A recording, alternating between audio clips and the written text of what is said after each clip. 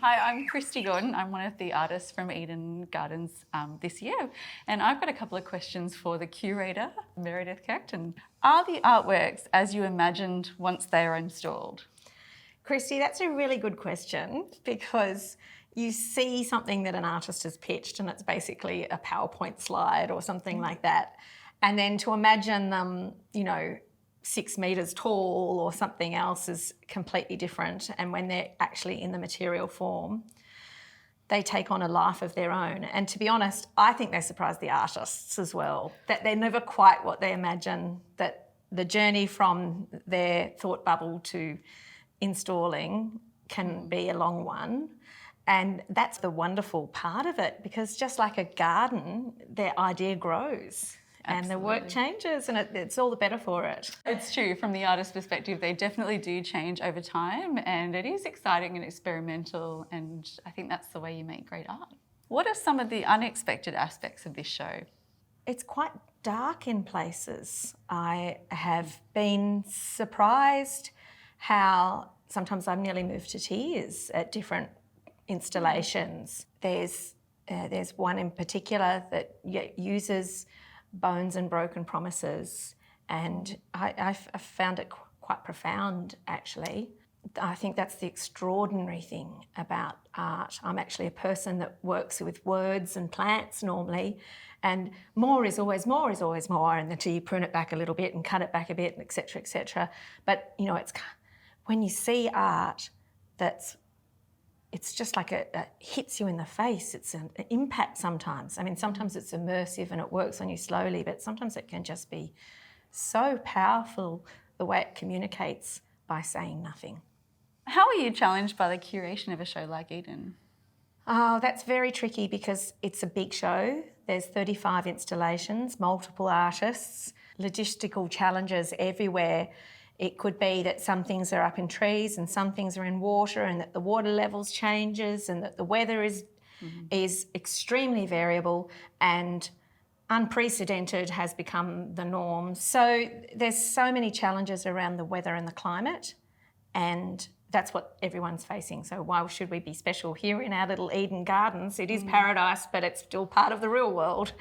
Yeah, that's true. And I think as well, the fact that we're responding to natural climate change and lots of different sort of aspects of the environment here, I think it's quite telling that we've, as artists and as a curator, you've needed to deal with that. But it's good to see that you've pulled it off. Everyone's pretty much installed now. Not quite everyone. There's always a few scary moments at the end where you're going, did the dog really eat your homework? Oh. Over the years, what have you seen change in the way artists deal with the site or with aspects of thematic concerns? Have you noticed change? Absolutely. So in the 6 years, I think the whole genre of site-specific art and site-responsive art has had a maturity. Yeah. 6 years ago, it's almost like you needed to tell artists what you were trying to do, and now they're like all over it. There's so many that this is their practice. So that's been a big change.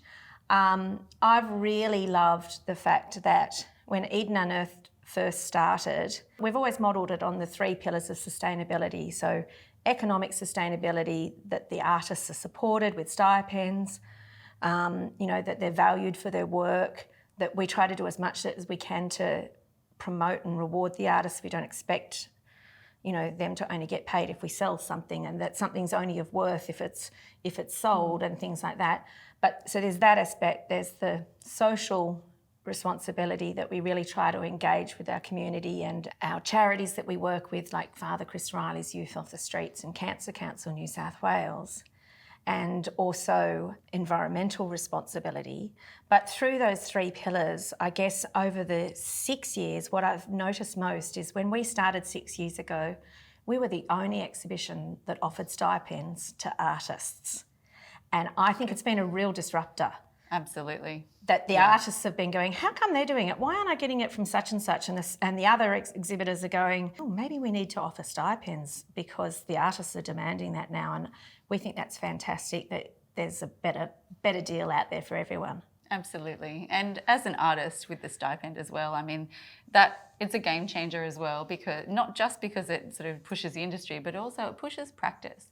We can do things that we would never otherwise be able to do, and I mean, that's a rare gift for an artist these days. I didn't know that you were the first to do that, so well done you. That I know of. And you know, we were in all fairness, we were entirely informed by some key people at the University of New South Wales. So Alan Giddy led that charge very much, you know, saying you shouldn't have a first prize only kind of situation. It's everyone creates art, everyone needs to be rewarded. And so we really worked through that with him as to how we could do this so that it was fair and just. Well, that's wonderful, because really the prize is being in the show. It really is. It's a stipend or no stipend, to be involved in a community event like this is quite an extraordinary thing. So, yeah, well done. Thanks. I think that pretty much does us, Meredith. Thank you for your time. Well, can't stop you from finishing your installation. I want to go. We can't wait to see it. Good luck. Thank you. Thanks.